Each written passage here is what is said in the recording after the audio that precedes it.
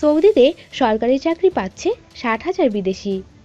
বিদেশে গিয়ে যারা চাকরি করতে ইচ্ছুক তাদের জন্য সৌদি সরকার নিয়ে এলো দারুণ এক সুখবর। সৌদি আরবে বিদেশি 60,386 জনকে সরকারি চাকরিতে নিয়োগ দেওয়া হবে। সৌদি গ্যাজেটের এক প্রতিবেদনে বলা হয়েছে 14,743 জনকে নিয়োগ দেওয়া হবে শিক্ষা খাতে এবং চিকিৎসা শাখায় নিয়োগ দেওয়া হবে 43,386 জনকে। ওই প্রতিবেদনে আরও বলা হয়েছে শিক্ষা খাতে পাঠদানের জন্য বিদেশি 10,344 জন পুরুষ নিয়োগ দেওয়া হবে। অন্যদিকে নারী নিয়োগ দেওয়া হবে 4,399 জন। তবে চিকিৎসা শাখায় নারী নিয়োগের সংখ্যা বেশি। ওই খাতে পুরুষ 17,262 জন এবং নারী নিয়োগ দেওয়া হবে 26,124 জন।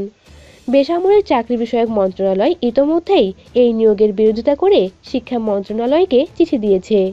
প্রভাষক এবং শিক্ষক হিসেবে বিদেশিদের নিয়োগ না দেওয়ার ব্যাপারে তাতে বলা হয়েছে। সেই সঙ্গে এসব পদে সৌদি নাগরিকদের নিয়োগের ব্যাপারে যে পদগুলো বরাদ্দ থাকে সেটা উল্লেখ করা হয়েছে।